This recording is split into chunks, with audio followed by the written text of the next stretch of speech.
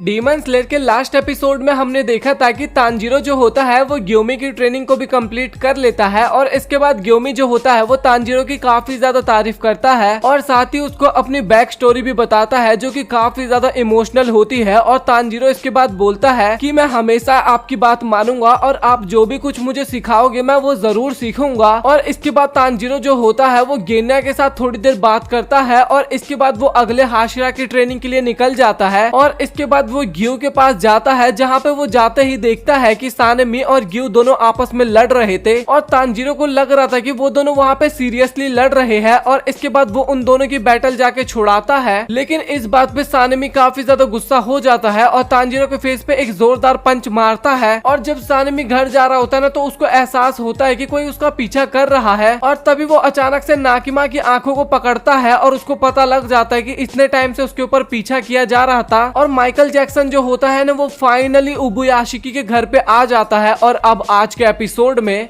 मोजान वहाँ पे आता है और मास्टर बोलते हैं कि फाइनली मोजान तो तुम मेरे पास यहाँ पे आ ही गए और तुम वही डीमन हो जिसको इतने सालों से डीमन स्लेयर ढूंढ रहे हैं। और अमाने मुझे प्लीज बताओ कि आखिरकार मोजान दिखता कैसा है। और तभी लेडी अमाने बताती है कि ये आदमी देखने में तो ज्यादा बूढ़ा नहीं लग रहा और इसकी एज लगभग 30 से 35 साल लग रही है और इसके आंखों का कलर तो गुलाबी है और साथ ही इसकी आंखें देखने में ना एक बिल्ली की तरह लग रहा है। और मुझे पूरा भरोसा था मोजाम कि तुम यहाँ पे जरूर आओगे क्योंकि तुम मुझे मारना चाहते हो और साथ ही तुम उबुयाशी क्लैन से काफी ज्यादा नफरत भी करते हो, तो इसीलिए ये तो मुझे पता ही था कि एक न एक दिन तुम मुझसे मिलने के लिए जरूर आओगे। और मुझे ये भी पता था कि अगर मुझे कोई डीमन मारेगा ना तो वो सिर्फ तुम ही होगे, तुम्हारे अलावा और कोई भी मुझे नहीं मारेगा। और मोजाम बोलता है कि तुमने सही कहा, मैं अपने दिल से तुम्हारे क्लैन से काफी ज्यादा नफरत करता हूँ और तुम्हारे क्लैन को आज तक किसी ने भी उसकी औकात नहीं दिखाई है। बट मैं हूँ ना, मैं किस लिए आया हूँ यहाँ पे, मैं तुम्हारे क्लैन की औकात दिखाने वाला हूँ तुम्हें। और हर बार तुम्हारे क्लैन ने मेरे कामों में काफी ज्यादा अड़ंगे डाला है और मैं इस बात पे काफी ज्यादा गुस्सा हूँ। बट मेरी किस्मत देखो, आज मैं उबुसाकी क्लैन के लीडर को किस हालत में देख रहा हूँ और मुझे तुम्हें देख के ही घिन आती है। और तुम सच में काफी ज्यादा गंदे देखने में लग रहे हो, मुझे तो तुम्हें ऐसे देख के लग रहा है कि मेरे सामने एक लाश पड़ी हुई है। और उबुयाशिकी बोलते हैं कि ऐसा तो होना ही था, मुझे काफी बेकार बीमारी हो गई है और डॉक्टरों ने भी बता दिया है कि मैं कुछ ही टाइम बाद मरने वाला हूँ। बट मैं अभी तक जिंदा हूँ क्योंकि मुझे तुमसे मिलना था और सिर्फ मिलना ही नहीं था बल्कि तुम्हें जान से मारना भी था। और ये मेरे अंदर की आग है जो कि मुझे अभी तक जिंदा रखी हुई है। बट उबुयाशिकी तुम क्या ही कर सकते हो, तुम्हारा जो ये सपना है ये मैं आज ही रात में खत्म कर दूंगा क्योंकि मैं तुम्हें भी खत्म करने वाला हूँ यहाँ पे।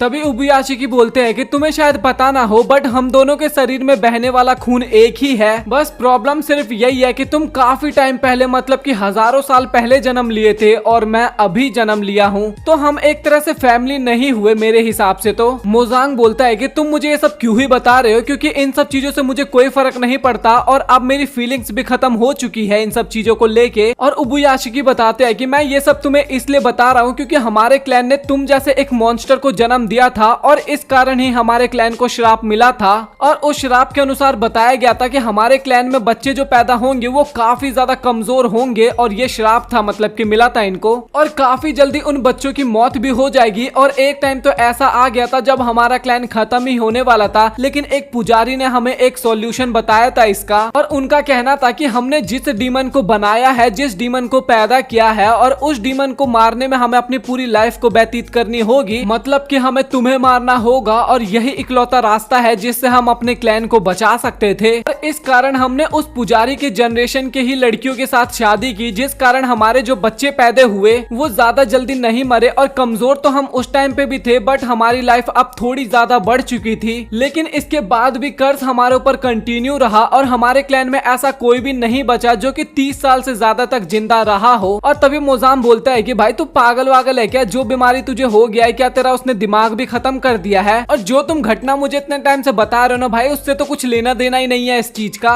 और सबसे मेन बात तो ये है कि भगवान ने कभी भी मुझे सजा देने की तो कोशिश ही नहीं की। मैंने जितने लोगों को भी मारा उस हर एक खून के लिए भगवान ने मुझे माफ कर दिया और मुझे कोई भी सजा नहीं दी। और सबसे मेन बात तो पिछले कई सालों से, मतलब कि हजारों सालों से ना ही तो मैंने किसी भगवान को देखा है और ना ही मैंने किसी बुद्धा को देखा है। तभी उबुयाशिकी बोलते हैं कि अच्छा तो तू इस चीज को इस तरीके से देखता है, बट मेरा इसके पीछे का विचार कुछ और है। और तुम मुझे ये बता कि आखिरकार तेरा सपना क्या है और आखिरकार तुम पिछले हजारों सालों से क्या सपना देख रहे हो। भाई कोई तो गोल होगा ना, उस गोल के लिए ही तो तुम इतना कुछ कर रहे होगे ना, तो वो तुम्हारा गोल क्या है। तभी मोजाम बोलता है कि यार मुझे यहाँ पे सबसे पहले तो थोड़ा अजीब सा फील हो रहा है, क्योंकि मैं डीमन कॉप के लीडर के सामने खड़ा हूँ और सच बताऊं तो यार मैं तुझसे बहुत ही ज्यादा नफरत करता हूँ। दुनिया में सबसे ज्यादा नफरत ना मैं तुझसे ही करता हूँ, लेकिन मुझे इसके बाद भी यहाँ पे कुछ फील नहीं हो रहा। और यहाँ पे इतना ज्यादा सन्नाटा क्यों है और काफी ज्यादा वियर्ड सा माहौल बना हुआ है यहाँ का। और मुझे ऐसा फील हो रहा है कि ये एक बार पहले भी कभी हो रखा है। यहाँ पे इतना ज्यादा सुकून है कि मुझे ये काफी ज्यादा बुरा लग रहा है। और इतने बड़े मेंशन में जहाँ पे डीमन स्लेयर कॉप का लीडर रहता है, वहाँ पे सिर्फ 4 ही लोग क्यों है? उबुयाशिकी, उसकी वाइफ और उसके 2 बच्चे। यहाँ पे एक भी बॉडीगार्ड क्यों नहीं है, या फिर एक भी डीमन स्लेयर, या फिर एक भी हाशिरा क्यों नहीं है? तभी उबुयाशिकी बोलते हैं कि अच्छा तू तो आंसर दिया नहीं, तो मैं ही तेरे क्वेश्चन का आंसर दूं। मैं बताऊं कि तेरा ड्रीम क्या है? तेरा ड्रीम है इमोर्टैलिटी, मतलब कि अमर होना। तू कभी भी मरना ही नहीं चाहता, तुझे मरने से डर लगता है।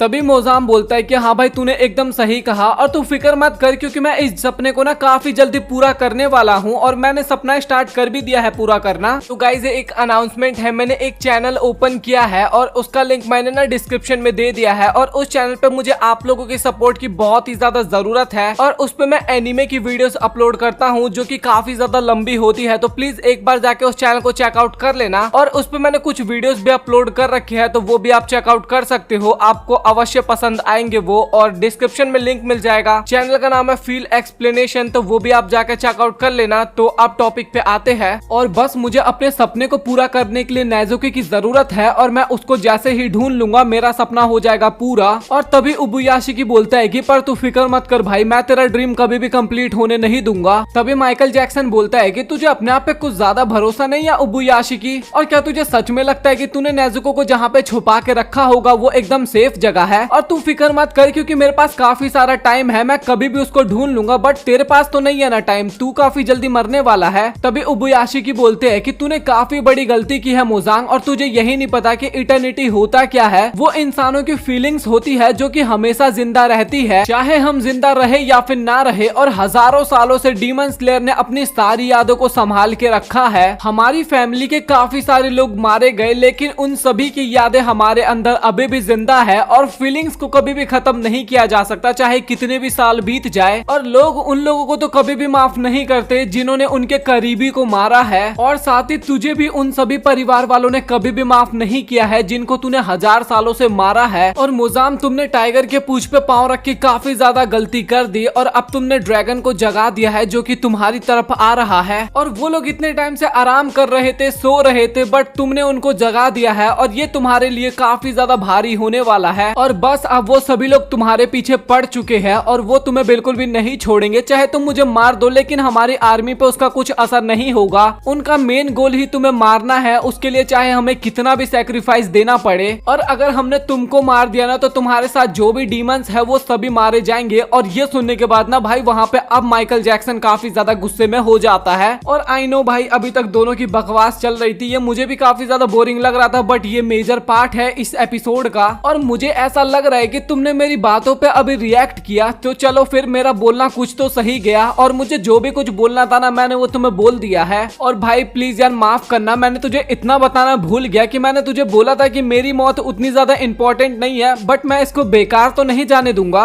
और डीमन स्लेयर कॉर्प और हासिरा मुझे काफी ज्यादा प्यार करते हैं, और अगर मैं मारा जाऊंगा तो उनको तुम्हें मारने की भूख और भी ज्यादा बढ़ जाएगी। तभी माइकल जैक्सन बोलता है कि तुझे और भी कुछ बोलना है या फिर हो गया तेरा? और तभी उबुयाशिकी बोलता है कि हाँ, मुझे जो भी बोलना था मैंने बोल दिया, बट मुझे लगा नहीं था कि यार तू मेरी बात इतने टाइम तक सुनेगा। और इसके बाद ना हमें एक एक कर करके ना सारे हाशिरास दिखाए जाते हैं, जो कि भाई काफी ज्यादा डरे हुए होते हैं, और सभी लोग सीधा कैसल की तरफ आ रहे थे। फिर इसके बाद ना हमें पास्ट का सीन दिखाया जाता है, जहाँ पे हाशिरा मीटिंग नहीं हुई थी एपिसोड नंबर 1 की, वही वाला सीन दिखाया जाता है, जहाँ पे सानेमी बोलता है कि कम से कम 2 हाशिरा को तो मास्टर की देखभाल के लिए रुकना चाहिए, मतलब कि गार्ड करना चाहिए उनके। ग्योमी, तुम इसके बारे में क्या सोचते हो, तुम्हें क्या लगता है? और तभी ग्योमी बोलता है कि ये एकदम इम्पॉसिबल काम है। मैं 19 साल की उम्र में हाशिरा बना था, और मैं 8 साल से लगातार मास्टर को यही बोलते आ रहा हूँ, बट मास्टर ने आज तक मेरी बात कभी भी नहीं मानी है। और मास्टर हमेशा यही कहा करते हैं कि हाशिरा काफी ज्यादा इंपॉर्टेंट है और वो मेरे ऊपर वेस्ट करने के लिए तो बिल्कुल भी नहीं बने हैं। और तभी शिनोबू बोलती है कि हमने एक चीज का भी नोटिस नहीं किया, बट कभी भी उबुयाशिकी क्लैन ने आज तक अपने पास गार्ड को नहीं रखा है, वो लोग अकेले ही रहा करते हैं। और इसके बाद अगेन हमें सारे हाशिरास दिखाए जाते हैं जो कि उस मेंशन की तरफ बढ़ रहे होते हैं और काफी ज्यादा क्लोज आ गए थे वहां पे। और तभी वहां पे एक काफी बड़ा ब्लास्ट होता है और ये देखने के बाद तो भाई हाशिरा वहां पे काफी ज्यादा हैरान हो जाते हैं सभी हाशिराज। और साथ ही मोजाम भी वहां पे काफी ज्यादा गुस्सा होता है और बोलता है कि उसके चेहरे पे वो जो स्माइल थी उसने तो मुझे एकदम बहका दिया और मुझे तो पता ही नहीं चला कि उसने इतना बड़ा प्लान कर रखा था और उसने मुझे मारने के लिए अपनी वाइफ अपने साथ बच्चों को भी मार दिया उसने। और मैं उसके बारे में एकदम गलत सोच रहा था, मुझे तो लग रहा था कि वो एकदम मामूली इंसान है, बट वो बहुत ही ज्यादा चालाक था और मुझे लगा तो था कि यहाँ पे कोई ट्रैप होने वाला है, लेकिन वो ये करने वाला था इसके बारे में मैंने नहीं सोचा था। और उसने यहाँ पे केवल ब्लास्ट ही नहीं किया बल्कि पिस्टोरिया फ्लावर्स में डूबी हुई काफी सारी कीलों को भी रखा था ट्रैप के तौर पर। और इस कारण जो मेरी रीजनरेशन की पावर है वो काफी ज्यादा स्लो हो चुका है और उसने इतना कुछ प्लान किया है, तो इसीलिए उसने यहाँ पे और भी काफी सारी चीजें प्लान की होगी, मुझे इसको देखना होगा। और साथ ही मुझे यहाँ पे हाशिरास के आने का भी एहसास हो रहा है जो कि मेरे काफी ज्यादा नजदीक आ चुके हैं और हाशिरा के साथ वहाँ पे कोई और भी है उनके साथ।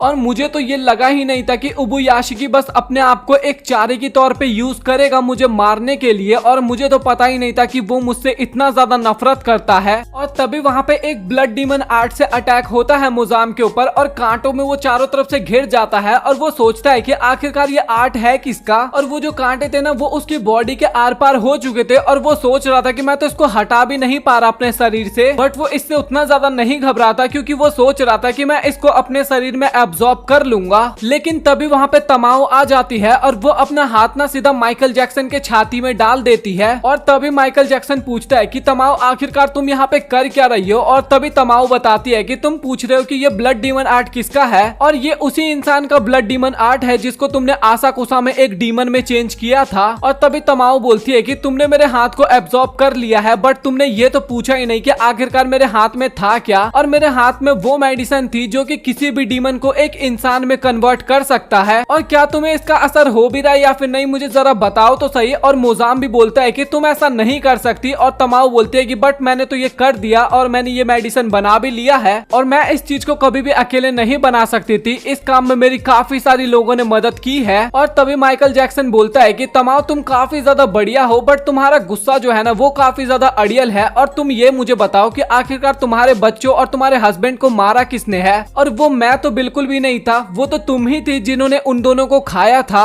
तभी तमाओ बोलती है कि हाँ मुझे पता है, वो मेरी सबसे बड़ी गलती थी, और अगर मुझे पता होता कि मैं वैसा कुछ करने वाली हूँ तो मैं कभी भी डीमन नहीं बनती, और मैं बस डीमन इसलिए बनना चाहती थी ताकि मैं अपनी बीमारी से बच पाऊं और बस मैं अपने बच्चों को अपने आंखों के सामने बड़ा होता हुआ देखना चाहती थी। और तभी मोजाम बोलता है कि बट इसका क्या फायदा हुआ, तुमने काफी सारे लोगों को उसके बाद भी मारा था, और जब मैंने तुम्हें उस टाइम पे देखा था तो मुझे तो ऐसा फील हो रहा था कि तुम्हें उन सभी को मारने में और साथ ही उन्हें खाने में काफी ज्यादा मजे आ रहे थे। तभी तमायो बोलती है कि हाँ मुझे पता था कि वो मेरी गलती थी और उसका पश्चाताप करने के लिए मैं तुम्हारे साथ यहीं पे मर जाऊंगी। और तभी वो ग्यूमी को उसके ऊपर अटैक करने के लिए बोलती है और ग्यूमी वहाँ पे अपने वेपन की मदद से उसके ऊपर अटैक करता है। सॉरी भाई मुझे इस वेपन का नाम फिलहाल के लिए याद नहीं आ रहा। इसी वेपन के साथ वो सीधा मोजाम के ऊपर अटैक करता है और सीधा एक ही अटैक में उसका सर ही अलग कर देता है। तभी माइकल जैक्सन का सर जो होता है ना वो अपने आप ही दोबारा रीजनरेट होने लगता है। और तभी ग्यूमी सोचने लगता है कि जो भी कुछ मास्टर ने हमें बताया था वो एकदम सच है कि इसका हम सर उड़ा के कभी भी नहीं इसको हरा सकते, हमें इसको हराने के लिए धूप की रोशनी की जरूरत पड़ने वाली है, और अगर हमें ऐसा करना होगा तो हमें इसको तब तक यहाँ पे रोक के रखना होगा जब तक कि सुबह ना हो जाए। लेकिन ये हमारे लिए काफी ज्यादा हार्ड काम होने वाला है क्योंकि इसका रीजनरेशन पावर जो है वो बाकी डीमंस के मुकाबले काफी ज्यादा फास्ट है। मास्टर ने अपने आप को ब्लास्ट करके इसको काफी ज्यादा डैमेज दे दिया, लेकिन उसके बाद भी ये अभी काफी ज्यादा पावरफुल है और हमारी बस की अभी भी नहीं है इसको हराना।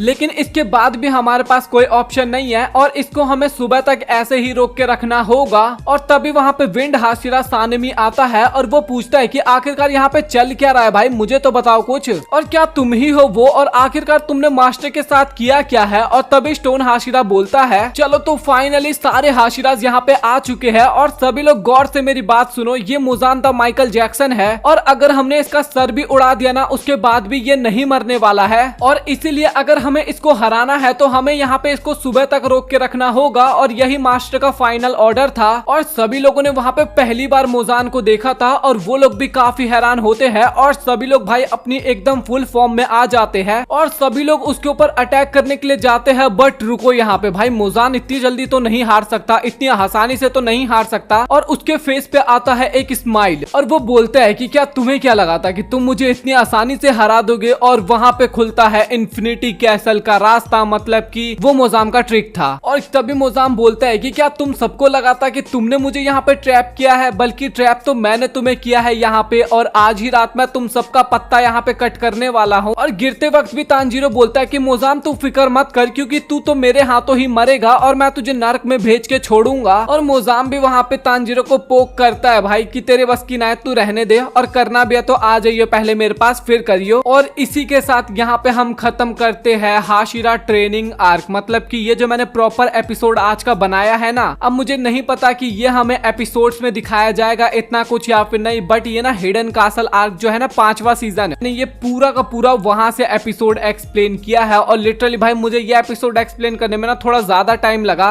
और आप लोग कमेंट सेक्शन में बताना कि आपको वीडियो कैसा लगा। और इस वीडियो में काफी ज्यादा मेहनत लगी है, क्योंकि यार ये फाइनल वीडियो था डीमन स्लेयर का। और इसके बाद मैं शायद ही कोई वीडियो लाऊंगा, क्योंकि डीमन स्लेयर सीरीज ना काफी बड़ी हो जाती है। और अगर मैं एक्स्ट्रा एपिसोड इसमें अपलोड करने लगूंगा ना, तो भाई ये लोग स्ट्राइक भी दे सकते हैं। तो आप लोग कमेंट सेक्शन में बताओ कि आप लोगों को आज का एपिसोड कैसा लगा। और अगर वीडियो पसंद आया तो वीडियो को लाइक करके चैनल को सब्सक्राइब कर देना। सो मिलता है आप लोगों से अगली वीडियो में, तब तक के लिए गुड बाय।